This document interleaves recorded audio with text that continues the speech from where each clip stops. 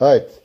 Le shiur, la refoua shelema de Phoebe, Frecha, Bat Zohara et Myriam Bat Rachel, Bat Sarah, Kadosh Baruch Hu yishlach lahem refoua shelema betor shea cholei amecha Israël. Et on prie très fort pour tous les otages, garçons et filles, que Kadosh Baruch Hu les ramène tous à leur maison en santé, be'ezrat Hashem. Tous ceux qui ont perdu, qu'Hashem il leur donne la nechama et qui les aide à passer à travers les difficultés. On arrive à la dernière ligne droite avant Shavuot. Hier soir, on a compté 42 jours du Homer. Et aujourd'hui, on était le Hiloula de Solika Tzadeket, une grande Tzadeket au Maroc qui a donné sa vie pour la Tzeniout, qui a donné à son corps à Kadosh Baruch Hu pour qu'elle puisse rester dans la pudeur et dans la tzidkout, alors que son mérite il soit pour toutes les mamans de Am Israël pour pouvoir y arriver. Aussi la Hiloula de Shemuel Hanavi, le grand prophète Shemuel Hanavi, que le pasuk qui dit Shemuel, Moshe ve Aaron bechoanav ou Shemuel bekore shemo, que Moshe et Aaron ils sont ensemble et Shemuel est tout seul. La Gemara dit de là on apprend que Shemuel avait plus de sainteté, pas de Nevoa Moshe Rabbeinu était plus grand, mais en tzidkout, Shemuel Hanavi était plus grand que Moshe et Aaron réunis. C'est-à-dire la semaine de Matan Torah, on doit savoir qu'est-ce que c'est Matan Torah. Parce qu'on reçoit un cadeau, et si on ne sait pas qu'est-ce que c'est un cadeau, on ne peut pas apprécier. Il y a une des grandes questions qui est rapportée, pourquoi on fête Simchat Torah à Sukkot? Pourquoi on ne fête pas Simchat Torah à Shavuot? Généralement, le soir de Shavuot, Chachamim ils auraient dû instaurer que l'on lit la Torah et on finit la Torah à Shavuot, comme ça à Shavuot on fait Simchat Torah. Pourquoi on a fait Shavuot seulement 6 mois plus tard? Plusieurs raisons elles sont rapportées. Une des raisons qui est connue, qui est rapportée, à cause qu'au moment où on a reçu la Torah, on n'a pas compris la Torah. Qu'est-ce que c'est la Torah? Ce magnifique cadeau qu'Akadosh Baruch Hu nous a donné. Ça nous a pris 6 mois pour comprendre qu'est-ce que c'était la Torah. 6 mois plus tard, ok, Baruch Hashem, on a la Torah. C'est comme souvent, on vous offre un cadeau, vous ne comprenez pas le cadeau. Quand vous apprenez à utiliser le cadeau, vous appréciez le cadeau, alors automatiquement vous appréciez, vous comprenez la grandeur du cadeau. Pareil, Am Israël, on n'a pas fêté Simchat Torah tout de suite à cause qu'on n'a pas vraiment compris. Malgré que certains ils ont compris, c'est marqué Vayichazu et Aeglukim Vayuchlu Vayishtu. Ramban il dit que les sages d'Israël, quand ils ont vu la Torah, ils ont mangé. Pourquoi ils ont mangé? Il dit le Ramban, Mikan, de là on apprend chez Osim, Seuda, Biyom, Gomra, Shel Torah. De là on apprend qu'on fait un sioum au moment où on finit la Torah, d'où on apprend des sages d'Israël au moment de Matan Torah, Vayuchlu, Vayishtu. Ils ont bu et ils ont mangé, du fait pour remercier, faire un sioum, une fête, au moment où on fait Matan Torah. Maintenant, qu'est-ce que c'est la Torah et comment on doit voir la Torah et comment c'est important la Torah? La première chose qu'il faut savoir dans Matan Torah, c'est ramené dans le Tiferet Israël. Tiferet Israël, si vous vous rappelez, on avait fait un cours sur Pirkei Avot, il y a à peu près 20 ans. Je ne sais pas si vous étiez là au cours il y a 20 ans, mais il y a 20 ans, on avait fait Pirkei Avot. Dans le Pirkei Avot, on avait ramené un Tiferet Israël qui avait dit la chose suivante. Vous savez, il y a un Mahamar Chazal qui est très très compliqué et qui a l'air très raciste. La Torah, elle n'est pas raciste, mais ce Mahamar Chazal, il a l'air vraiment très très très très raciste. C'est quoi ce Mahamar Chazal? La Torah, elle dit Adam qui amoud ba'oel, un homme qui va mourir dans une chambre, alors il va impurifier la chambre, ça s'appelle Tumat Ohel. La Gemara a dit, pourquoi c'est marqué Adam qui amoud ba'oel, un homme? La Gemara a dit, Atem keruyim Adam, vous les Juifs, vous êtes appelés humains, traduction le mot, Ve'en umot ha'olam keruyim Adam. Les nations du monde ne sont pas appelées Adam. Entre guillemets, ça voudrait dire que les goïms, c'est des animaux. C'est un peu compliqué. Après tout, ils ont une neshama, un nefesh Israël, un nefesh Akadosh Baruch Hu. Il parle, Akadosh Baruch Hu, il a créé tous les humains alors à son image. Akadosh Baruch Hu, il a créé tout le monde. Bien sûr, Am Israël est Amanifrar. Mais comment on peut dire une chose pareille? Atem kiruyim Adam, ve'en ha'umot ha'olam kiruyim Adam. C'était même une des questions qu'au moment où le Baal Atania, Rabbi Shneur Zalman de Liadi, quand il a été arrêté et qu'on lui a voulu lui poser des questions par le juge qui était à la demande du tsar de Russie pour savoir qu'est-ce qu'il y avait dans son livre, une des questions qui était rapportée, c'est comment le peuple juif peut expliquer de façon rationnelle cette phrase-là, que le peuple juif, il est appelé Adam, et que les nations du monde, ils ne sont pas appelés Adam. Tu aurais dit que le peuple, il est appelé un ange, les goïms, ils sont des humains, j'aurais compris. Mais de dire une phrase pareille, Atem kiruyim Adam, ve'en umot ha'olam kiruyim Adam, c'est très fort, et c'est même très violent. et comment on peut essayer de comprendre rationnellement avec cela. Le Tiferet Israël, dans le Biura Mishnah, il dit la chose suivante. Il dit, il ne faut pas prendre ça d'une façon négative, mais il faut essayer de comprendre. On parle à peu près, le monde il a 5785 ans, la Torah est donnée en l'an 2448. Donc on parle à peu près de 3400 ans que la Torah elle nous a été donnée. Si vous lisez un peu les livres d'histoire, qui étaient les humains il y a 3400 ans? Lisez un petit peu, c'était des barbares, c'était des gens violents. Les humains, Paro, comment vous imaginez qu'un roi, il avait la lèpre, il prend tous les jours 150 bébés le matin, il les tue, il les vide de son sang, il se baigne dedans, il croit qu'il va guérir. 150 le matin, 150 le soir. Les gens, ils tuaient leurs enfants pour la Avodazara. Lisez un petit peu ce qu'ils faisaient les Aztèques et tous ces sacrifices humains. Ils coupaient des enfants, ils mangeaient. Il y avait des gens qui étaient des cannibales. Quand on lit un petit peu l'histoire de l'humanité, on a beaucoup de difficultés à comprendre comment ces gens-là, ils pouvaient comprendre être humains. A priori, c'est pas vraiment des humains. Qu'est-ce que ça veut dire? Pourtant, la Torah, elle nous parle, par exemple, une mitzvah de tsar ba'alechaim, pas faire souffrir un animal. La Torah nous dit, par exemple, on n'a pas le droit de faire travailler un âne et un bœuf ensemble. Pourquoi?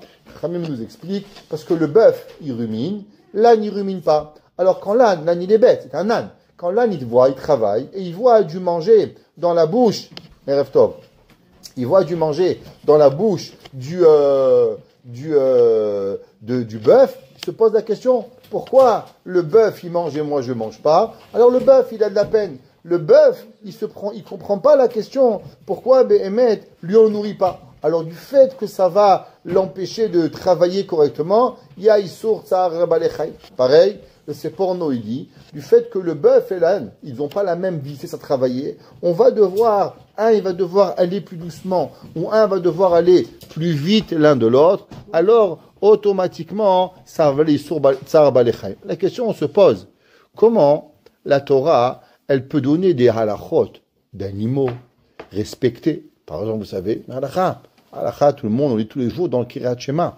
Un homme, il a un chien, un homme, il a un chat, un homme, il a un lapin à la maison, il n'a pas le droit de manger avant de nourrir son animal. La Torah dit, on doit donner à manger aux animaux, et après tu vas manger. Comment la Torah nous donne des halachot qui a 3500 ans, quand les humains, ils étaient même pas au titre d'être humains. Ils se tuaient, ils se massacraient les gens dans le monde. C'était une catastrophe, qu'est-ce qu'il y avait? Explique le Tiferet Israël. Matan Torah a été une propulsion dans le futur de la nation humaine. Qu'est-ce que ça veut dire? Ce que les goïms et ce que les nations du monde vont prendre des millénaires à comprendre. Qu'est-ce que ça veut dire le respect d'un homme, le respect d'une femme? Prenez le Canada, c'est pas très compliqué. Une femme, elle n'avait pas le droit de voter jusqu'en 1940. Ils n'avaient pas le droit, ils étaient enfermés. En France, 1960, une femme, elles ont eu le droit de vote. Prenez en Amérique, que les blancs et les noirs pouvaient monter dans l'autobus. Aujourd'hui, pour nous, c'est normal. Comprenez qu'en Amérique, le pays de la liberté, eh ben, pourtant, il y avait la ségrégation. Les noirs et les blancs pouvaient pas être dans le même autobus. Malheureusement, quand il y avait les esclaves, ils les frappaient. Chez nous, on frappait un esclave, il sortait libre. On n'avait pas le droit. Had Shalom. On doit le respect des humains, le respect des animaux, le respect de nos serviteurs, le respect de notre serviteur. La Gemara dit, un homme, il a un ouvrier. Qui c'est qu'il a? Lui ou son esclave? L'esclave, il doit donner pour lui. Tu l'as acheté. La Gemara dit, Mishakana Evet, celui qui a acheté un serviteur, il a acheté Adon Leatzmo. Il s'est acheté un maître. Pourquoi? Tellement d'obligations il a fait. Explique le Tiferet Israël. La Torah, elle a propulsé l'homme à un avenir de compréhension de choses que ce que le reste de l'humanité va comprendre pendant des millénaires, ce qui va leur donner le savoir-vivre pendant 2-3 000 ans, nous on l'a reçu en espace de 2 minutes. Qu'est-ce que ça veut dire Atem Kerouyi, madame? Ça veut dire que avant Matan Torah, les gens, le monde en général, la Torah donne une halakha par exemple, de pas manger le mort d'un animal, Ever Minachai, on n'a pas le droit, Ever Minachai. Comment on pense qu'un homme va prendre un pied d'un animal, il va le manger? L'époque, le Rambam il dit que oui. Pourquoi? Les gens pouvaient prendre le pied d'un animal, le couper et le manger. Dans l'horreur. Le premier qui est venu, qui a donné, c'est halachot, la Torah. Ça veut dire que la Torah nous a fait gagner des millénaires d'histoire, de compréhension de l'humanité en un moment. Mahamad al-Sinaï, c'est ça que la Torah est venue nous apprendre. La Torah, c'est pas seulement un livre de loi. Bien sûr, la Torah est d'halachot, ce qui est permis, ce qui est interdit, comment on se comporte. Mais la Torah, elle est le livre qui nous a appris, qui nous a sorti de la ténèbre de ce que l'humanité peut devenir. On sait qu'Akadosh Baruch Hu, il a écrit avant le Maboul, qui Yetzer Lev Ha'ada Ramine Orav. L'homme, il est mauvais à son essence. Que l'homme, s'il fait pas attention, l'homme, il devient malheureusement un sauvage. L'homme, il peut devenir la pire des choses qui peut arriver. À l'époque du Maïmonide, du Rambam, il y avait des chercheurs qui ont cherché chaque animal, pourquoi il a été créé, chaque fruit, chaque légume, chaque chose, pourquoi elle a une raison d'être. Ils ont arrivé à comprendre le cycle de la vie dans la perfection. Qu'est-ce qui fait le lion, qu'est-ce qui fait le tigre, qu'est-ce qui fait le léopard, qu'est-ce qui fait le cheval, qu'est-ce qui fait la moustique, qu'est-ce qui fait l'araignée. Chaque chose, ils sont arrivés à comprendre. Je sais qu'ils sont arrivés à l'homme. À l'homme, ils ont dit, on ne comprend pas. Le monde vit parfait sans l'homme. Dès que l'homme, il arrive, il détruit tout. Regardez l'Amazonie. C'est une forêt incroyable, avec un équilibre parfait. Tant que les hommes, ils viennent pas. Vous rentrez des hommes, ils détruisent tout. Alors, le temps du Rambam, ils ont dit, à quoi il sert l'homme? Ils sont arrivés à la conclusion que si on ne croit pas que l'homme, il a une neshama, et que l'homme, il est venu pour quelque chose de spirituel, alors l'homme, il est le plus grand prédateur que le monde n'a jamais existé. L'homme, il détruit beaucoup plus que ce qu'il a. Il n'existe aucun animal sur Terre qui fait ce que l'homme il fait. Prenez, à l'époque, au XVIe siècle, quand les Français sont arrivés en Amérique, ils ont tué 1 million de bisons. Pour prendre leur, un jour, ils sont arrivés, c'est pas, vous disiez, dans les livres d'histoire, ils ont liquidé tous les bisons, d'Amérique. En un jour, ils sont arrivés, ils ont tous tué. Vous savez ce que ça veut dire? Il y avait des plaines remplies de cadavres de bisons. Pourquoi? Pour prendre la peau, pour la revendre en France. Même pas y manger la viande. Aucun animal au monde, il fait une chose pareille. Ça n'existe pas.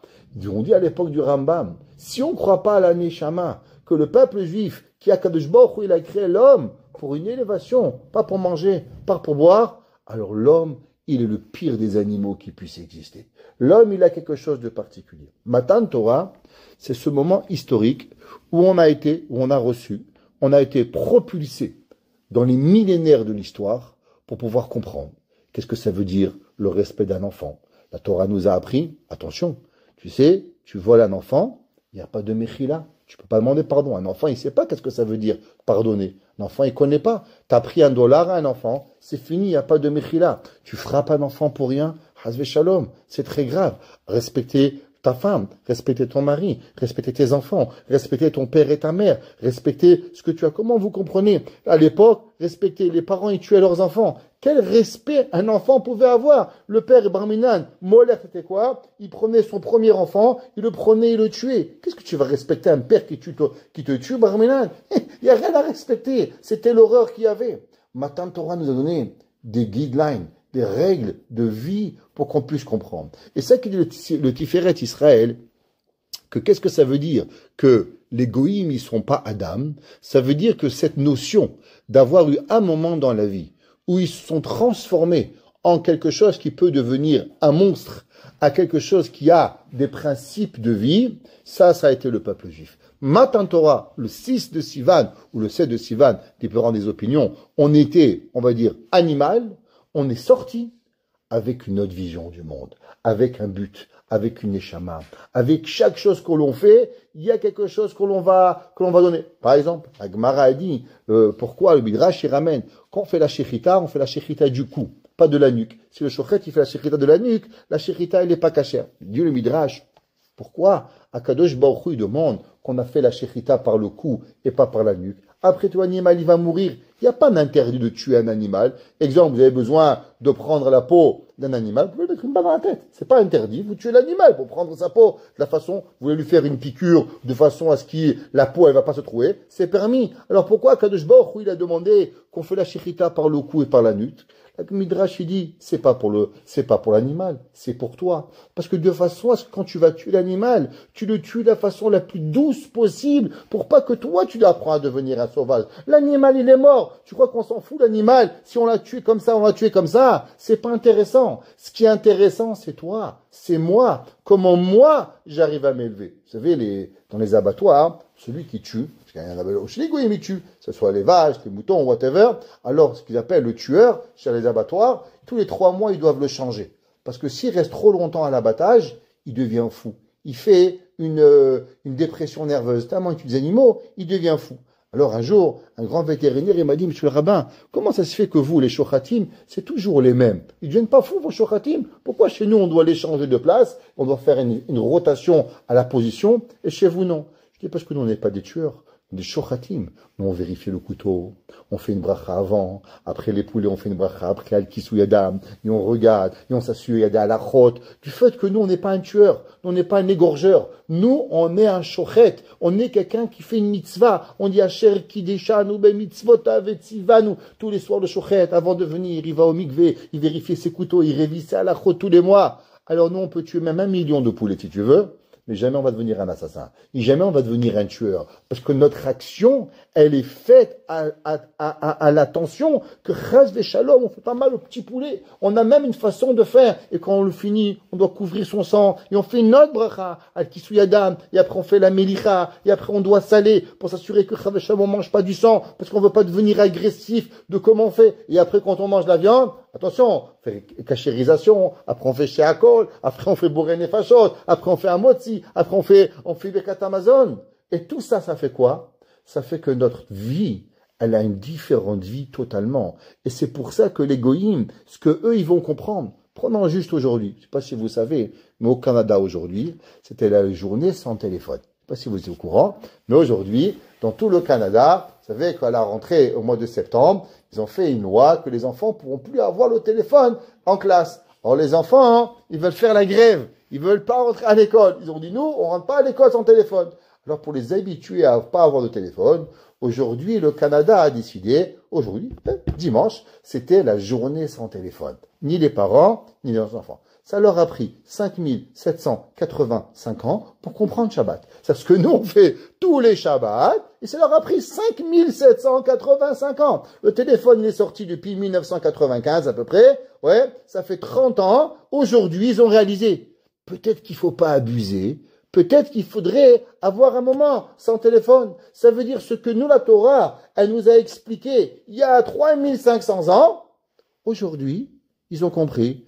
Peut-être que l'abus, c'est pas bon. Ça veut dire que ce que la Torah nous donne, les goïms, ils vont tous arriver. Et un jour, tout le monde va arriver à comprendre le Ratzon Hashem. Comme il dit Rabbi Nachman de Breslev, il dit pourquoi Kadosh Baruch Hu, il a créé la pesanteur. Pourquoi Kadosh Baruch Hu, il a créé l'attraction terrestre. Prenez un verre, vous lâchez, il va tomber. C'est physique. Pourquoi Kadosh Baruch Hu, il a créé cette règle? Dans la Lune, il n'y a pas. Le verre, il reste dans l'espace. Il va pas tomber. La gravité. Pourquoi Kadosh Baruch Hu, il a créé la pesanteur, la gravité? Quelle est la morale derrière la gravité? Il dit Rabbi Nachman de Breslev, tu sais, tu peux essayer d'aller contre la gravité. Tu prends une balle, tu vas la jeter très loin. Tu vas prendre une balle, un pistolet, tu vas tirer. Boum! La balle, elle va partir 4 km, 5 km. Qu'est-ce qu'elle va arriver? Elle va retomber. Pourquoi? Tu peux envoyer le plus loin possible. Mais à Kadosh Baruch Hu, à la fin, elle a créé la gravité. La balle, elle va retomber. Le ballon, il va retomber. Pareil, Hachem, il a dit, moi, j'ai créé un monde. Moi, je sais créer une neshama. Moi, j'ai créé quelque chose de spirituel. Vous pouvez essayer par tous les moyens de l'envoyer le plus loin possible de la spiritualité. Mais à la fin, qu'est-ce qui arrive? À la fin, la gravité, elle va retomber. À la fin, l'âme de la personne, elle va retomber à sa nature. Qui est quoi? Qui est Kadosh Baruch Hu. La Gemara dans Masechet Avodah Zarah, d'Avdalet, elle dit qu'à la fin, les goïms, ils vont dire à Kadosh Baruch Hu, nous, si on veut une mitzvah. Qu'est-ce que ça veut dire qu'eux aussi veulent une mitzvah? Ça veut dire qu'ils vont comprendre que le monde ne peut pas vivre avec juste en mangeant, en buvant, en dormant, en s'amusant. S'il n'y a pas une raison dans le monde, l'homme, il va devenir fou. Aujourd'hui, les gens, ils se posent des questions. Est-ce que le AI, comment il s'appelle, AI, ouais, l'intelligence artificielle, elle va pas prendre le dessus? Qu'est-ce qui va arriver? Comment ça va fonctionner? La réponse, elle est, mais bien sûr, si l'homme, il arrive à penser que l'homme, c'est plus lui qui dirige, mais nous, Shabbat, il n'y a pas de téléphone, on ne peut pas parler à un ordinateur, on ne peut rien faire, on va allumer un feu, et on va couvrir le feu comme d'habitude, et on va faire Shabbat, et on va faire Kashrut, et on va chanter les Zmirot de Baruch Kel Elyon Hashatan Menucha, Yom Shabbaton Nishkoa. Qu'est-ce qui va arriver? Un jour, quelqu'un est venu me voir dans une réunion. Il m'a demandé, Rav Kremizi, qu'est-ce que vous pensez du sfaradisme au XXIe siècle? Je lui dis, je sais pas qu'est-ce que vous appelez le sfaradisme. Si c'est la tchoukchouka et le couscous, je sais pas qu'est-ce qui va arriver. Peut-être qu'avec le temps, il y aura plus de tchoukchouka, il y aura plus de couscous. Je sais pas. Mais une chose, je sais, que les sfaradim, on aura toujours notre siddur de tfila. On va avoir notre shulchan aruch. Ça va jamais bouger. Même dans 25e siècle, la Torah ne va pas changer. Ce que nos parents nous ont enseigné, la façon comment on fait le Pessah, Kadesh, Uchatz, Karpas, comment on fait la matzah, comment on mange, qu'est-ce qui arrive, qu'est-ce qu'on va faire à chaque moment. Comme un jour, un rav, il a dit, qu'est-ce qu'il a fait Napoléon à telle date? Qu'est-ce qu'il a fait Napoléon? Je sais pas. Si vous me demandez à moi, David Ameller, avant Napoléon, qu'est-ce que Napoléon il a fait? Qu'est-ce que David Ameller il a fait le 28 Iyar? Moi je peux te dire, David Ameller il s'est réveillé, il a fait Netilat Yadayim, après il a fait Modéani, après il a fait les Brachot, après il a fait Birkot Torah, après il a fait la Tfila, après il a fait Shahari, après il a fait Mincha, après il a fait Ma'ariv, après il a étudié. Je peux vous donner dans le détail qu'est-ce que il a fait David Ameller. Qu'est-ce qu'il a fait Shlomo Ameller? D'où tu sais? Parce qu'on a la même Torah. David et moi, on a la même Torah et je peux savoir exactement. Je n'ai jamais vu mon grand-père, il est mort avant que je suis né. Mais je peux vous garantir, je peux vous dire qu'est-ce que mon grand-père il faisait. Mon grand-père il allait à la tefila, mon grand-père il mettait les tefilines, mon grand-père il faisait mincha, mon grand-père il faisait ma'ariv, mon grand-père il mangeait pas la viande, il allait chez le shochet pour la manger. Je l'ai jamais vu. Mais je peux vous donner en détail qu'est-ce qu'il faisait. Vendredi, il allait au marché, ma grand-mère elle cuisinait, elle faisait des boulettes, Shabbat il faisait kiddush, il avait des invités. Mais comment tu sais, Rabbi? Ben, je sais, c'est parce que c'est ça, mon grand-père, et peut même mon arrière-grand-père, et mon arrière-grand-père, il faisait ça. C'est ça que la Torah nous a donné, cette façon de vivre. Non, la Torah, c'est pas juste historique, c'est pas juste changement, mais qu'est-ce qu'elle a donné au Ham Israël en particulier? La Gemara, dans Masechet Sanhedrin, elle raconte, elle dit que les gens, ils ont demandé à Rav Nachman, ils lui ont demandé quand est-ce qu'il vient Bar Nephilé. Bar Nephilé, ça veut dire le fils de celui qui est tombé. C'est qui celui qui est tombé? Ça veut dire une connotation de Mashiach.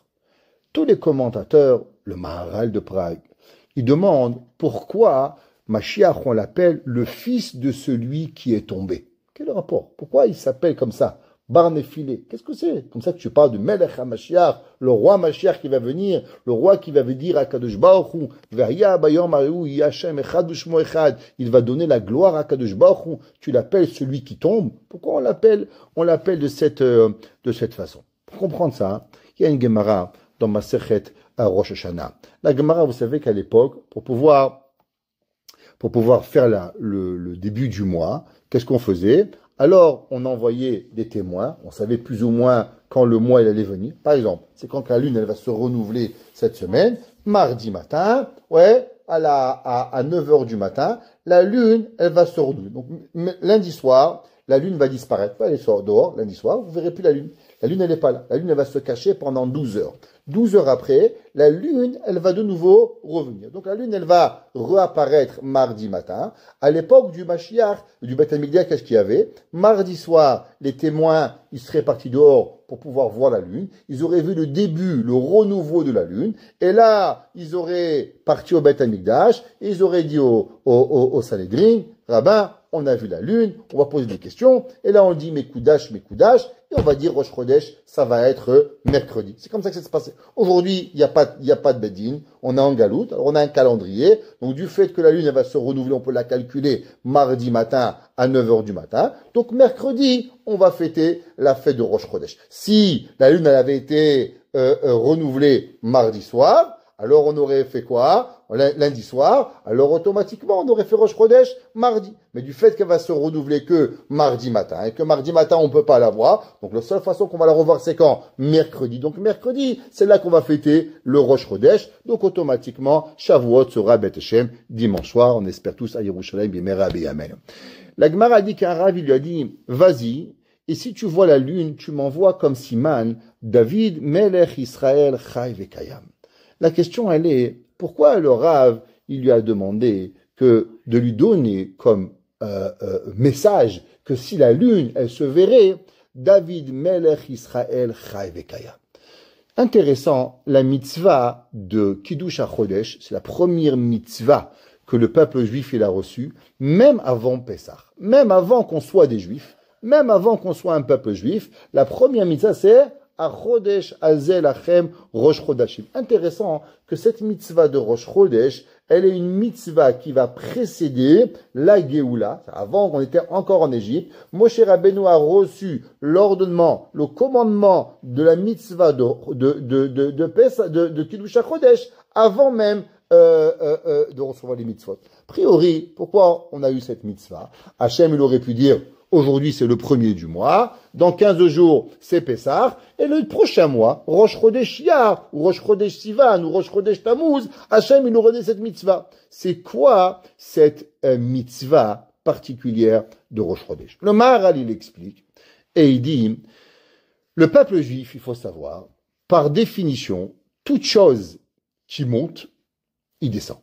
Ça n'existe pas. Comme on a expliqué, aucune force peut monter vers le haut et rester vers le haut. Toutes les forces qui montent, automatiquement, elles vont finir par retomber. La seule différence avec retomber, c'est est-ce que tu t'écrases en bas ou bien non. Tu comprends que tu es seulement dans un cycle et que le cycle, quand tu es en bas, en vérité, tu vas venir et tu vas remonter. Am Israël, par définition, au moment de Matan Torah, et on va regarder, on était au 49e degré d'impureté. On a pris 49 jours pour pouvoir compter le Homer, 1 jour, 2 jours, 3 jours, monter tous les niveaux, arriver à Matan Torah. Après Matan Torah, qu'est-ce qu'on va arriver? Malheureusement, on va tomber. On va faire encore le Chata Egel. Et qu'est-ce qu'on va avoir après le Chata Egel? On va avoir encore une nouvelle Torah. On va avoir un deuxième Matan Torah. À Moshe Rabbeinu, il va redescendre, prendre la deuxième Luchot, et on va fêter encore une fois la fête du Yom Kippour. C'est quoi ce principe? Il dit le Maharal, l'homme, il faut savoir qu'Akadosh Baruch Hu, avec la Torah, il nous a donné un principe. Le principe qu'on n'a plus jamais peur de tomber.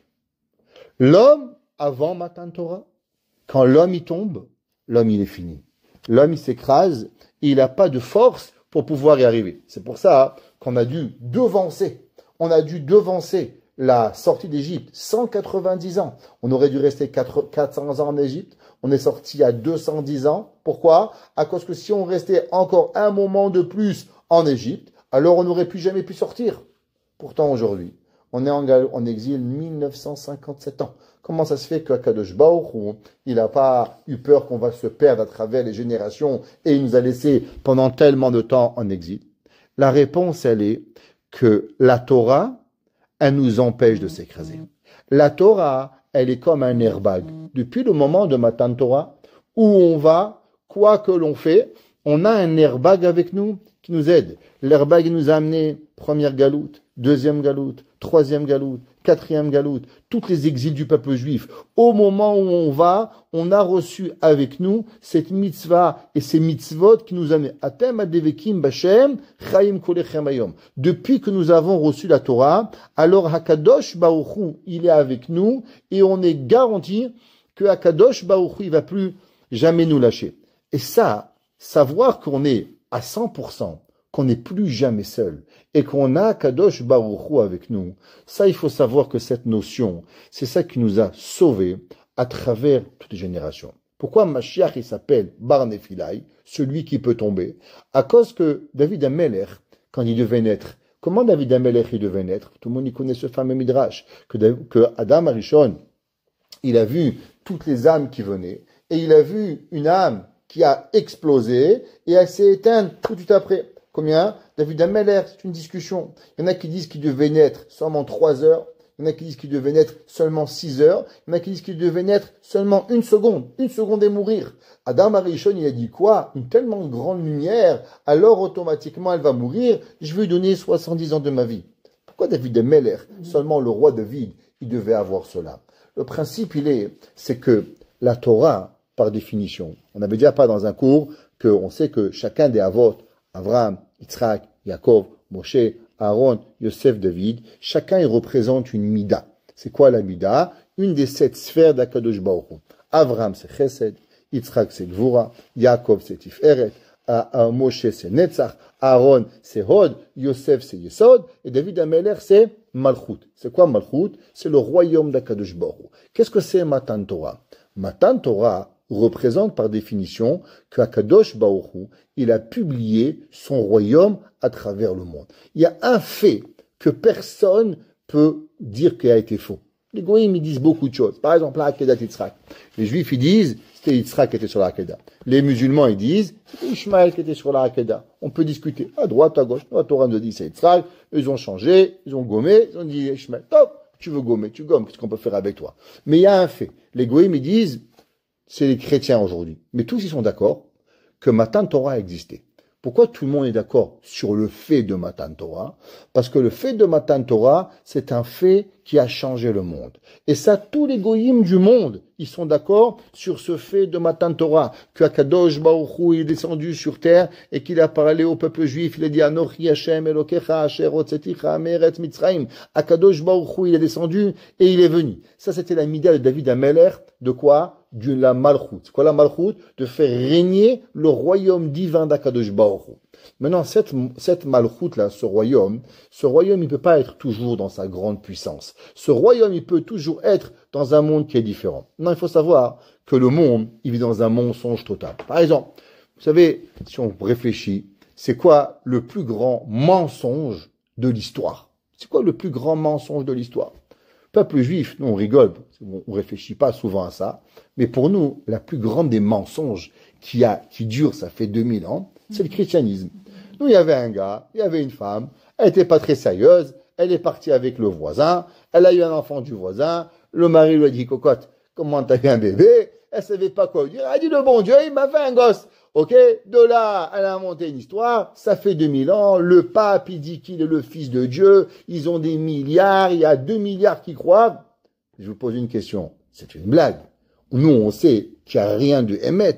Akadosh Baruch Hu, il peut pas demander de faire Avodah Zara. Anochi Hashem, tu auras un seul Dieu. Loï Elecha Elohim Acherim, tu auras pas d'autre divinité que moi. Hashem, un jour, il n'a pas dit, je vais prendre mon fils, on va partager. Il n'y a pas de partage, il n'y a rien. C'est l'anti-Torah. Ça peut pas exister. Demandez à chaque enfant dans le peuple juif, dis-moi, qu'est-ce que tu penses du pape? Il dit, Mskin, le pauvre, il est bipolaire. Ça ne peut pas exister. Et pourtant, il y a 2 milliards d'êtres humains qui croient vos plus grands mensonges que l'être humain il a créé. C'est incroyable. On sait que c'est faux. On sait que ça n'existe pas. Et pourtant, ça avance. C'est la plus grande arnaque de l'humanité. C'est le christianisme. Et pourtant, il existe. Parce qu'en vérité, l'homme, il doit savoir que s'il fait pas attention, alors les plus grandes bêtises, elles peuvent exister. Les plus grandes débilités, elles peuvent durer 1 an, 2 ans, 10 ans, 100 ans, 1000 ans. Comprenez? Ça fait plus de 1900 ans qu'on raconte des bobards aux gens. Et au bout d'un moment que les gens, ils sont arrivés, qu'ils ont commencé à poser trop de questions, Vatican I, Vatican II, Vatican III, on essaie de slalomer quoi raconter aux gens, parce que ça marche pas. Mais la Torah, c'est émet. La Torah, c'est la réalité. La Torah, c'était avec nous. Et c'est pas parce que l'homme, il descend en bas, qui a vérité la peur. La Torah, elle a été donnée par Akadosh Baruch Hu, à Ma'amad Har Sinai. Akadosh Baruch Hu nous a donné une force qui s'appelle que le peuple juif, où il va être. Pourquoi quand on rénove la lune, on dit David Melech Israël Chai Vekayam? À cause que David Melech, il a cette force incroyable, à chaque moment dans sa vie, de pouvoir renouveler son royaume. Pareil, la lune. C'est quoi la lune? La lune, c'est la force de la rénovation. À chaque mois, qu'est-ce qui se passe? La lune, elle vient, et la lune, elle disparaît, et on croit qu'elle disparaît, et pourtant, Béhémet, la lune, elle va revenir. Qu'est-ce que c'est? Ça, c'est en vérité la préparation à la Torah. L'homme dans la Torah, il y a des mitzvot qui sont faciles, des mitzvot qui sont difficiles, des comportements que l'on croit impossibles à ne pas changer. Il y a des gens qui vont vous dire, ça, je peux pas, je suis un voleur, je suis un menteur, je dis la shonara, j'y arrive pas, c'est ma nature. Comme ça que Yov, il a dit à Kadosh Baruch Hu, t'as créé des bons, t'as créé des mauvais. Et de la même façon, t'as créé un cheval, t'as créé un âne, tu ne demandes pas au cheval d'être un âne, tu ne demandes pas à l'âne de devenir cheval. Alors pourquoi tu demandes aux gens mauvais de devenir bons? T'as créé des bonnes personnes, t'as créé des mauvaises personnes. La réponse, il lui dit Akadosh Baruch Hu, c'est faux. Et la question, elle est pourquoi c'est faux? Pourquoi c'est faux? La réponse, c'est qu'en vérité, tout est seulement une façon comme Akadosh Baruch Hu nous a créés. Akadosh Baruch Hu, il reflète dans le monde seulement ce que lui, il est. Chacun d'entre nous, on a cette force extraordinaire d'avoir deux forces. C'est quoi?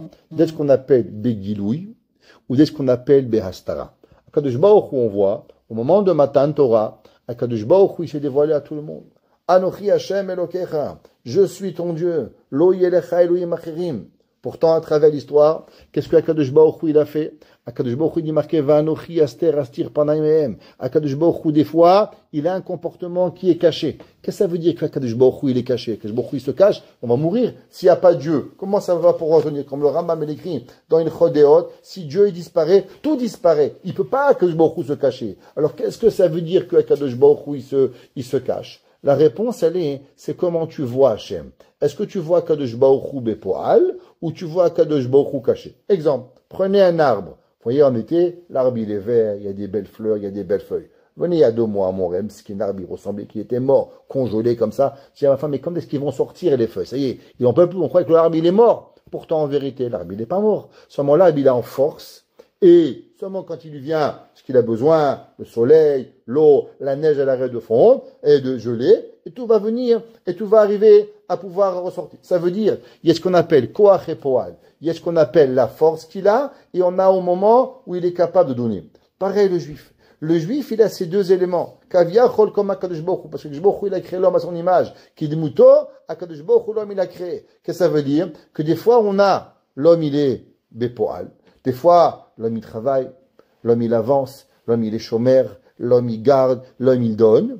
Et des fois, malheureusement, même nos forces personnelles, elles sont béastara. Elles sont des fois cachées. C'est pour ça qu'on a en vérité 2 mitzvot. C'est quoi les 2 mitzvot? On a la mitzvah assez, faire, et on a les mitzvot lota assez. C'est quoi la différence entre les mitzvot assez et les mitzvot lota assez? Les mitzvot assez, c'est quand l'homme, il est bépoal. Je mets une mezouza, je mets des téfilines, j'allume une bougie de Shabbat, j'allume mes nérotes, je fais mon kiddush. Tous ces mitzvot-là, elles sont dans l'action. Ça veut dire qu'on est bégilouille. On vit notre judaïsme de façon dévoilée.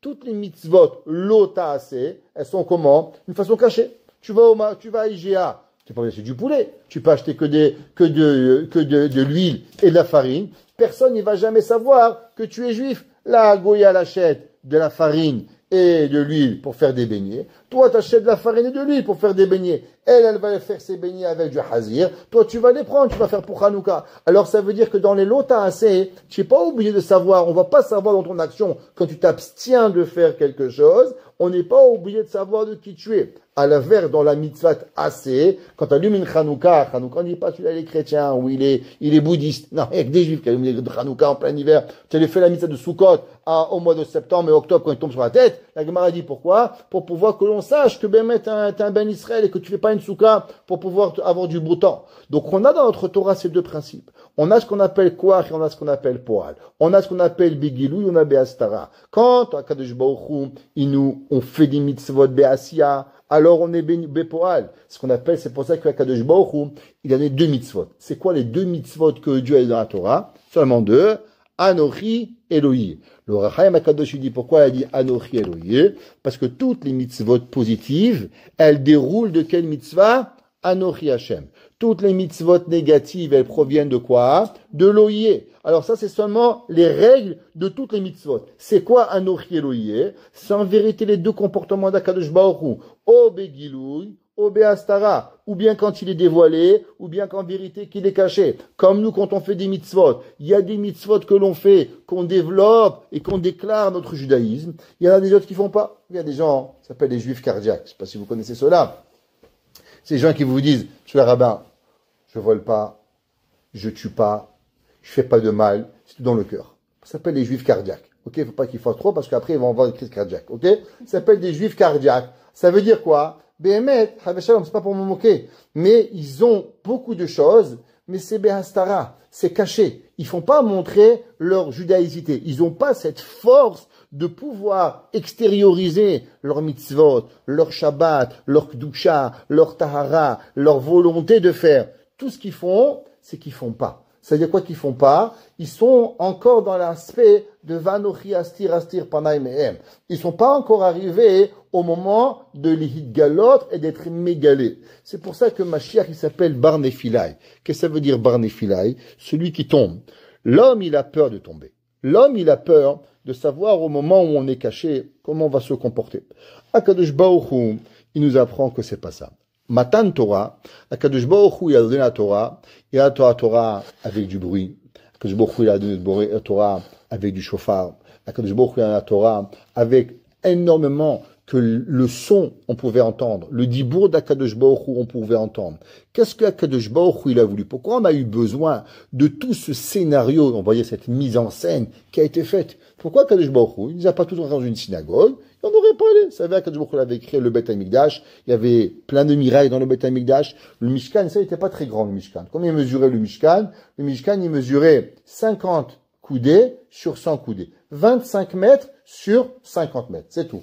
Et dans ce khatser du Mishkan, 600 000 hommes y rentraient. Je ne sais pas si vous imaginez qu'est-ce que ça veut dire. 600 000 hommes sur 25 mètres sur 50 mètres. C'est rien du tout. C'est même pas un stade de football. Comment c'est possible? Il y avait là-bas des corbanotes. Il y avait là-bas, juste Erev Pessah, on apportait là-bas 600 000 corbanotes. La Gemara a dit que le jour de Erev Pessah, dans le Beth Amikdash, c'est pas très grand, je sais pas si vous avez vu le Beth Amikdash, c'est pas du tout très grand, et pourtant ils apportaient 1,6 million, 1,8 million, kiflaïm, 1,8 million de sacrifices. Je sais pas si vous imaginez ce que ça veut dire, 1,8 million de moutons. Juste pour vous donner un exemple, je sais pas si vous avez déjà vu 1,8 million de moutons, moi j'en ai jamais vu, ok? Vous savez, en Amérique, il y avait un jour un professeur qui avait parlé que les 6 millions de juifs, ils sont morts. Et un jour, il y avait un enfant qui lui a demandé, Madame, c'est quoi 6 millions? C'est quoi 6 millions? Elle lui a dit, je sais pas ce que c'est 6 millions. Je sais pas si vous connaissez ce qui s'est passé. Elle avait fait ce projet de ramasser 6 millions de trombones en Amérique. Et elle avait demandé à toutes les compagnies en Amérique d'avoir 6 millions de trombones, juste pour avoir une idée de ce que ça représente 6 millions. Et ils ont rempli des chambres de trombone, juste pour avoir une notion de ce que ça représente 6 millions d'un objet, tout petit, une trombone, pour pouvoir comprendre qu'est-ce que ça représente 6 millions de juifs qui sont morts. Et à la fin, elle avait fait revenir un wagon d'un train de Auschwitz, où là-bas, elle avait mis les 6 millions de trombones. Ça veut dire que là, on parle de beaucoup de choses, mais les gens, ils n'ont même pas une idée. 1 million, 2 millions. Tu t'es déjà vu $1 million? Ah, il est millionnaire, il a 2 millions. C'est parce que c'est 1 million. Le jour où tu vas voir sur une table $1 million, alors tu vas comprendre qu'est-ce que ça veut dire 1 million. Alors pourquoi Kadosh Baruch Hu, il a pas donné la Torah dans le Mishkan? On aurait pu construire un Mishkan. C'était un miracle. Dans le Mishkan, Hachem, il aurait dit, Anochi Hachem Elohim, et khalas. Pourquoi on avait besoin de monter ni sur une montagne, ni de faire trembler la terre? Qu'est-ce que c'est? Qu'est-ce que Kadosh Baruch Hu? Est-ce que Dieu fait des miracles pour rien? Après tout, il n'y a pas de convertis qui se sont convertis ce jour-là. Il y avait que des juifs. Alors pourquoi? Pourquoi on a eu besoin de tout ce spectacle extraordinaire? Quoi, Kadosh Baruch Hu, il a fait le premier spectacle d'Hollywood. C'était quoi la raison de pouvoir y arriver? La réponse, c'est que l'homme, il doit comprendre. Quand il va tomber, il faut comprendre d'où il tombe. Si l'homme, il croit qu'il tombe d'une chaise, vous savez, moi je suis à Tzala, quelqu'un il vous dit, je suis tombé. Alors, tomber de où? Tu tombes de ta taille, tu tombes d'un mètre. Dépend d'où tu tombes, il y a des protocoles différents. Un homme, il est sur une table, il tombe, le protocole, il faut le sécuriser, il faut lui mettre un collier, il faut lui attacher, il faut pas qu'il bouge. Un gars, il marche, il tombe, c'est différent. Un bébé, il tombe d'escalier, c'est différent. Il y a différents protocoles pour pouvoir y arriver. Akadosh Baruch Hu yodeh hakol. Akadosh Baruch Hu, il savait tout. Akadosh Baruch Hu, il savait que le peuple juif, il allait faire le veau d'or 40 jours plus tard. Il le savait. Seulement, si on avait fait dans une synagogue le Matan Torah, et on aurait fait le veau d'or 40 jours plus tard, alors les gens, ils auraient dit, ok, on a fait une petite faute. Kadosh Baruch Hu la Torah, avec une énorme spectacle, faire montrer qu'est-ce que c'est la Torah. Et après, on a fait le veau d'or. On se dit, mais c'est impossible. On ne peut pas se relever. La distance de Matan Torah au veau d'or, c'est trop grand. C'est impossible. Akadosh Baruch Hu, il a dit, vous n'avez rien compris. La Torah, elle peut vous ramener quand vous voulez à Matan Torah. La Torah, elle est Begiloui. L'homme, il peut être à chaque moment dans sa vie. L'homme, il n'a pas obligé d'avoir Matan Torah. La Torah, elle peut nous faire revivre à chaque moment. Et même quand l'homme, il va tomber, alors automatiquement, on va toujours être capable de se relever. Pourquoi le peuple juif, on a été capable de vivre 2000 ans à travers les exils? Pourquoi on a été capable d'être massacré? L'Inquisition, Hitler, les pogroms, Xerotarvetat. Comment c'est possible? La réponse, c'est parce que on sait d'où on vient. Le jour de Matan Torah, on a été propulsé dans l'histoire, on a reçu quelque chose qui nous a monté et qui nous a donné une force qui est méconnaissable, qui s'appelle, il y avait un homme avant Matan Torah et il y avait un homme après Matan Torah. Après Matan Torah, on n'est plus jamais pareil et on pourra plus jamais être pareil. La Emouna qu'on a reçue, ça marqué dans les Sfarim, comme ça marqué dans le Rambam, que chaque juif qui doute de Dieu, de l'existence de Dieu, ça veut dire qu'il faut se poser la question, est-ce que son père, il était Bema Amadar Sinai? Un homme ne peut pas douter de Dieu. On a reçu une nouvelle ADN, l'ADN de quelqu'un qui a la Emouna. Qu'est-ce que ça veut dire l'ADN de la Emouna? L'ADN de la Emouna, c'est pas seulement qu'on croit à Kadosh Baruch Hu. Plus que tout, c'est que d'abord on croit en nous-mêmes. Tout d'abord, ça veut dire que le Ham Israël, on peut monter, on peut faire des erreurs, mais jamais on va tomber. Jamais on va se retrouver en bas de pouvoir y arriver. Ham Israël, il a reçu une Torah, il a reçu une mitzvah, et la Torah, elle est venue pour nous dire qu'on ne sait pas à travers quel mitzvot. Et c'est pour ça qu'on ne connaît pas la réponse des mitzvot, parce que chacune des mitzvot, elle est interreliée avec une autre mitzvah. Et chaque mitzvah, elle est avec elle, pour pouvoir qu'on se garantit et qu'on s'assure qu'une mitzvah peut nous apporter à une mitzvah peut nous apporter à une mitzvah, et que cette mitzvah nous ramène en haut. C'est le début de la Aliyah. Même quand on va être en haut ou on va être en bas, en vérité, le Ham Israël, il s'appelle Bar Nephilai. Il s'appelle celui qui tombe. Pourquoi il s'appelle celui qui tombe? Parce qu'on sait qu'on va tomber, et malgré que l'on sait qu'on va tomber, mais on est aussi garanti que quoi? Qu'on va être garanti de pouvoir se relever à chaque moment dans la vie. Et cette notion que le peuple juif, il est toujours vivant, que cette notion que le Ham Israël, il peut se relever à travers toutes les difficultés, que le Ham Israël, il a quelque chose qu'on est en connexion avec Kadosh Baruch Hu et qu'on a en nous ces deux principes de Gilou et de Hastara, des fois de faire, des fois de pas faire, des fois d'être une force de pouvoir s'exprimer et des fois c'est de pouvoir s'abstenir, mais encore on est là et savoir qu'on vit avec nous la Torah qu'elle est avec Kadosh Baruch Hu, alors ça c'est quelque chose que aucune des nations elle a changé. Prenez tous le monde, ils sont voyagés, les Italiens sont venus au Canada, ils se sont perdus. Les Espagnols, ils sont venus au Mexique, ils sont devenus Mexicains. Ils ont perdu leur vitalité. Nous, en Israël, la Torah, elle est venue, elle nous a changé. C'est pour ça qu'il y a une coutume qui est tellement, on pourrait dire, banale, mais qu'on en fait tout un plat. La coutume de manger du lait à Shavuot. C'est pas marqué dans la halakha. Vous savez, après, la halakha, elle mangeait pas. Chez nous, on mangeait pas de lait. Ma mère, elle achetait une tarte au fromage, symbolique comme ça. On la mettait au frigidaire comme un héros de Hanouka. Elle a l'irotin bédoin. Personne, il la mange. Et après, à Shavuot, ma mère, elle la met à la poubelle. Ok, c'est qui va la manger? Mon père? Peut-être. Ma mère, sûrement pas. Nous, sûrement pas. Mais on avait une coutume. La question, elle est, pourquoi on a mangé du lait à Shavuot? Il y a beaucoup d'explications. Certains dans le Rama, dans le Mishnah Berurah, dans le Rapinchas de Koritch, ils ramènent. Mais il y a une chose qu'il faut savoir, c'est que, a priori, c'était un problème technique. Ils n'avaient pas de quoi manger. Ils ont mangé du lait. Je vous pose une question. Pourquoi à la Torah, on ne fait pas à Sukkot, qu'est-ce qu'ils ont mangé? Souvenir de la manne. Pourquoi on ne fait pas souvenir des cailles? Pourtant, le miracle des cailles était un très très grand miracle. Pourquoi chaque année, le peuple juif Pessah Sheni, on n'a pas, tous les années, la coutume de manger des cailles. Si bon, je vais faire un nouveau business, moi, on se rappeler de la caille, je vais vous vendre des cailles à $50, devenir millionnaire. Pourquoi pas? Et après tout, la caille, elle est marquée dans la Torah, et le fromage, il n'est même pas écrit dans la Torah. Alors pourquoi on n'a pas inventé une coutume de manger de la caille? Qu'est-ce que ça a à voir avec ça? Une réponse extraordinaire que j'aimerais vous partager, c'est que le Ham Israël, le peuple juif, s'il regarde qui il est, qu'est-ce que moi j'ai fait?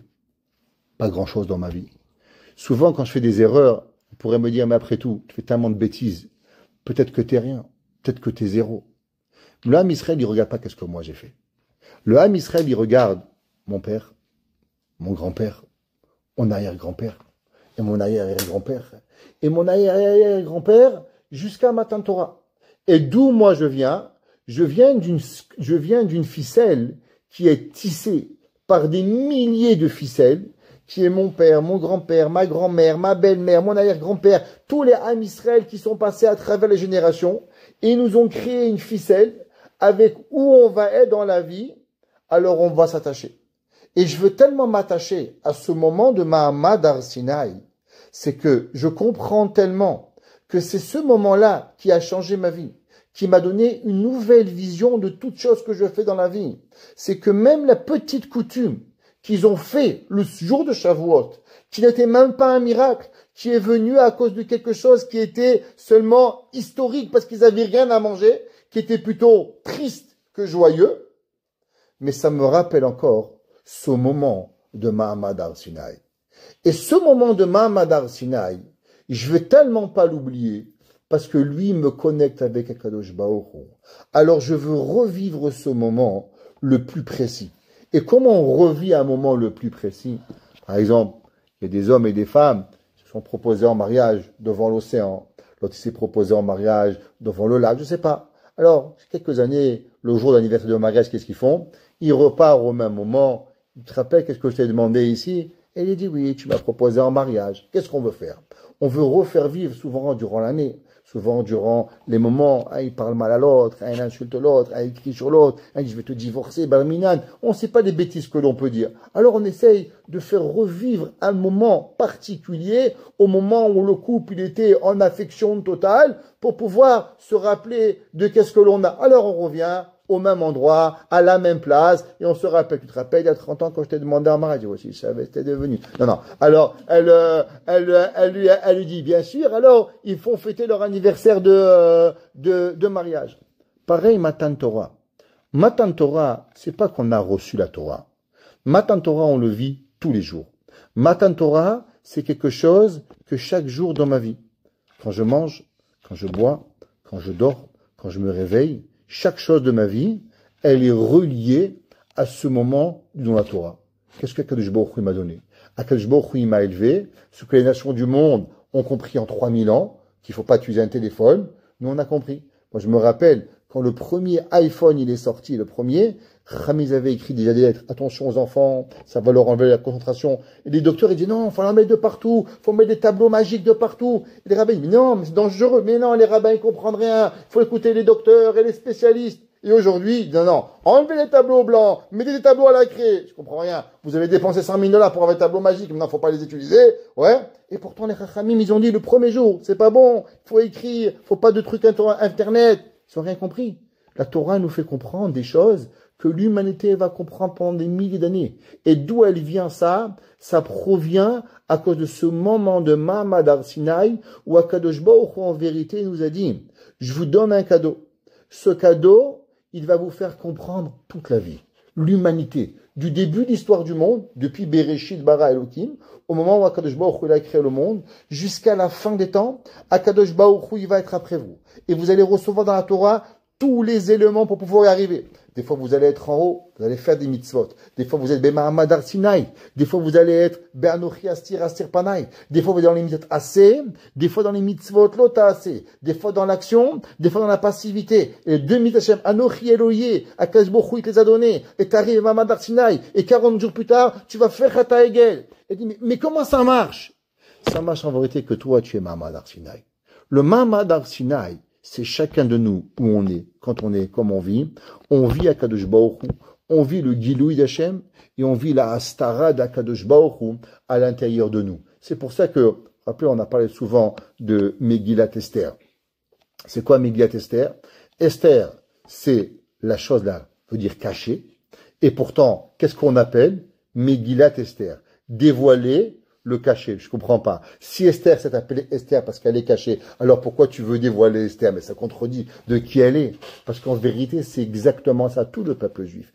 Tout le peuple juif, c'est quoi? C'est que même au moment où on est caché, alors en vérité, on doit savoir que c'est un guilouï d'Akadosh Baruch Hu qui me donne la force de pouvoir être caché. Mais en vérité, ce que je dois, c'est que des fois je suis caché, et des fois, je dois être midgalé. Des fois, je dois me donner. Et ça, le moment de Shavuot. Pourquoi pendant 49 jours, on s'est préparé? Une semaine, 2 semaines, 3 semaines. Chaque midé d'Akadosh Baruch Hu, chesed, comprendre. Gvura, comprendre. Tiferet. Chaque chose, l'homme, il doit arriver à un niveau supérieur de pouvoir y arriver. Qu'est-ce que ça veut dire, Mashiach? C'est quoi Mashiach? Les gens, ils pensent quoi, Mashiach? Vous allez voir des voitures qui vont pousser des arbres. Ouais, le Rambam dit qu'il va rien arriver. Le Rambam, il pense, d'après l'opinion du Rambam, que la vie normale elle va arriver. Le Ibn Ezra, ceux qui se rappellent dans le cours de Tehillim, il pense que même Mashiach, il va mourir après. Et il y aura son fils qui va naître. Vous vous rappelez dans l'Ibn Ezra, qu'on a fait dans le cours dans Tehillim, vous référez vos classes dans l'Ibn Ezra. Et que la vie normale, elle va arriver. Alors, qu'est-ce que c'est Mashiach? La seule différence quand Mashiach, il va arriver, c'est que, aujourd'hui, on vit cette double vie. De Giloui et Astara. Et un jour, on va revivre que le moment de Gilou, il sera beaucoup plus fort, alors automatiquement, on n'aura plus peur. Ce qui dérange le monde aujourd'hui, plus que tout, c'est la peur de tomber. Mais si l'homme, il sait que quand il tombe en vérité, il est même avec Kadosh Baruch Hu, alors même tomber ne nous fait plus peur. Pourquoi? Parce que l'homme, un homme à l'âge de 20 ans, il est anxieux, ce que sa copine, elle pense de elle. Comment je regarde? Est-ce que je suis beau? Est-ce que je suis belle? Est-ce que je suis mec? Est-ce que je suis grosse? Est-ce que je suis... À 50 ans, les gens n'ont plus peur. Vous savez pourquoi? Parce qu'à 50 ans, ils n'ont plus rien à prouver. À 50 ans, les gens, ils disent, comme je suis, tu m'aimes pas, tant pis pour toi. Ça m'intéresse pas pour pouvoir dire. À 20 ans, on a peur. Je dis pas. À 50 ans, je dis. T'es content, t'es pas content, tant pis pour toi. Ça, c'est la vie qui va arriver. Pareil, dans Akadosh Baruch Hu. Aujourd'hui, le Ham Israël, il a peur de s'afficher. Il a peur de faire ses mitzvot. Il pense encore qu'en vivant comme un goy, alors on sera plus excellent dans les nations. Mais un beau jour, on va comprendre qu'on n'est pas intéressé à vivre les nations du monde. Eux, ils doivent apprendre de nous. Nous, on n'a rien à apprendre. L'histoire, elle a prouvé que c'est pas nous qu'on doit apprendre de eux, mais c'est eux qui vont apprendre de nous pour pouvoir y arriver. Si le monde, il veut juste ouvrir ses yeux, il va voir qu'à travers les millénaires, c'est nous qu'on a appris beaucoup plus au monde que nous, on a appris du monde. Les gens nous ont appris de nous comment servir, comment s'éduquer, comment avancer, comment avoir un repas de famille. Comme je dis souvent dans un cours, un jour, il y a un grand professeur, il est venu, sa grande loi d'éducation, manger un repas par jour, par semaine avec vos enfants. Je lui dis, alors, tu penses, c'est ça que tu vas m'apprendre? Chez nous, chacun de nous, Baruch Hashem, vendredi soir avec les enfants, Shabbat matin avec les enfants, Soudachicht avec les enfants, Melavé des Makal avec les enfants, Pesach avec les enfants. On a une fête pour enfants. On leur parle, on leur raconte d'où on vient. Il disait dans un cours, si les enfants, ils ont une difficulté avec l'autorité, c'est parce qu'ils savent pas d'où ils viennent. Parlez-leur de votre enfance. J'ai besoin de toi pour que tu m'expliques ça. Moi, j'ai une fête, ça s'appelle Pessah. Pendant 8 heures, je lui raconte, c'était mon père, mon grand-père, mon arrière-grand-père. Jusqu'à Moshe Rabbeinu, je lui raconte l'histoire qui va arriver. Qu'est-ce que tu as besoin d'apprendre? C'est moi qui t'apprends d'autres, tu as besoin d'apprendre de moi. Ça, c'est Matan Torah. Matan Torah, sachez, c'est chacun de nous. C'est vrai qu'il faut aller à la synagogue. Mais en vérité, le Matan Torah, si vous voulez le vivre, c'est que vous devez comprendre que le Matan Torah, il n'est pas extérieur à vous. Mais le Matan Torah, il est intérieur à vous. Le Matan Torah, il réside en vous. Le Ramban, il dit qu'au moment où Moshe Rabbeinu, il a écouté la voix de Anochi Hashem Elohim, plus jamais la voix de Dieu, elle a quitté la tête de Moshe Rabbeinu, et pendant les 40 ans dans le désert, Moshe Rabbeinu, il entendait la voix avec la même intensité, Anochi Hashem. La Gemara dit, écoutez, la Gemara dit depuis que Kadosh Baruch Hu, il a dit à Har Sinai, Anochi Hashem Elohim, la voix ne s'est jamais arrêtée. Et celui qui veut, il peut encore écouter Anochi Elohim. Qu'est-ce que ça veut dire que l'homme il peut entendre? C'est marqué dans les Mefarshim que des gens qui font teshuva, on ne sait pas, il y a des gens, ils sont à côté de leur plat, qui mangent du cochon à Kippour, Un beau jour, le gars, il se réveille, ça va, il veut faire toujours. T'as mal au pied, t'as mal quelque part. C'est marqué que leur Neshama, elle a entendu le Anochi Hashem. Qu'est-ce que ça veut dire qu'elle a entendu le Anochi Hashem? Entendre Anochi Hashem, c'est pas avoir peur de tomber. Avoir peur que d'une seule chose, de penser que je suis pas capable. Mais si on pense, et on est certain, qu'on est avec Hashem, que Kadosh Baruch Hu, il m'a transformé, j'ai dans moi tous ces kochot, alors il n'y a aucune difficulté. On terminera avec le Ramchal, c'était Shabbat, c'était la Nachala du Ramchal. Le Ramchal, il a dit, quand on voit la Torah, des fois ça a l'air dur.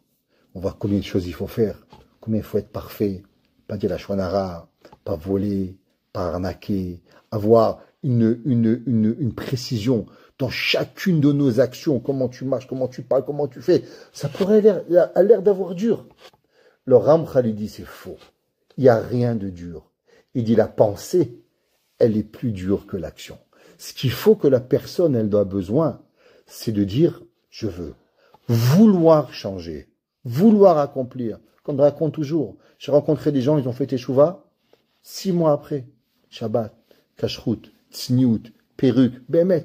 Je t'abarre chez moi là, des gens incroyables. Il y a des gens, 30 ans encore, elle met pas la paix. Ah, je suis dans la Teshuvah. Mais c'est quand que t'arrêtes d'être dans la Teshuvah? Explique. Il faut que t'arrêtes un beau jour. La réponse, elle est, c'est tant et aussi longtemps que dans ta tête, la Torah, t'a pas pénétré. C'est pas toi la Torah. Et la Torah, c'est dehors, c'est chez le rabbin la Torah. Mais toi, t'es pas un ben Torah. Toi, tu n'as pas la Torah. Quand toi, tu n'as pas la Torah, alors tu n'as pas. Et pourquoi ils ont peur? Parce qu'en vérité, ils ont peur de faire une erreur. Et quand ils vont faire l'erreur, alors après, ils se sentent comme rien. Nous, on n'a pas peur de faire des erreurs. Bien sûr, Shalom, pas des erreurs exprès. On essaie de toujours grandir, toujours s'améliorer. À chaque action, on essaie de devenir encore mieux, et encore mieux, et encore une mitzvah, et encore une mitzvah. Mais c'est pas parce qu'on tombe, alors automatiquement on ne peut pas revenir. Prenons la lune. La première mitzvah avant Matan Torah, ça a été quoi? Kiddush Levana. Qu'est-ce qu'il lui a dit? David Melech Israël Chai Vekayam. David Melech Israël, comment il devait venir? Il ne devait pas naître. Et de fait qu'il n'est pas né, c'est là que Adam Arishon lui a donné, alors il a pu vivre. Ça veut dire que du néant, elle est venue quelque chose. Qu'est-ce que ça veut dire Bereshit? Bereshit, ça veut dire qu'il n'y avait rien, et du Hashem l'a créé. Ce qu'on appelle le Yesh Me'ayin. Exister du rien. Être un juif, c'est que des fois se sentir qu'on n'est rien. Mais du fait qu'on a la Torah nous crée à chaque instant pour pouvoir redevenir un Yesh Me'ayin. Et c'est pour ça que Dieu a dit Anochi, je suis. Qu'est-ce que ça veut dire je suis? La même façon qu'Akadosh Baruch Hu, il avait rien dans le monde. Même rien, c'est trop parce que le rien, c'est déjà une création, le rien. Mais Akadosh Baruch Hu, c'était rien, mais on n'a pas d'autre mot pour dire le rien. Et Akadosh Baruch Hu, il a créé le monde. Pareil, le Ham Israël, on est passé de 0 à 1 million en une seconde. Mais Mamadar Sinaï, il n'y avait rien. Les nations vont prendre 3000 ans pour comprendre. Nous, on va le comprendre en une seconde.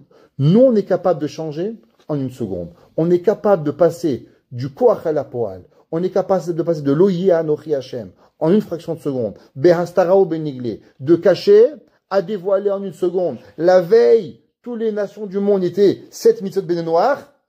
Le lendemain matin, on se réveille. On a une nouvelle nation. On a 613 mitzvot. On peut plus manger X, Y, Z. On peut plus manger de la viande. On a 1 million de halachot. Pourquoi ça nous a fait peur? On est parti, on a mangé du lait. Et là, je veux juste terminer encore avec le lait. Pourquoi on mange le lait? Parce qu'on est descendu de la montagne, on n'avait rien de quoi manger.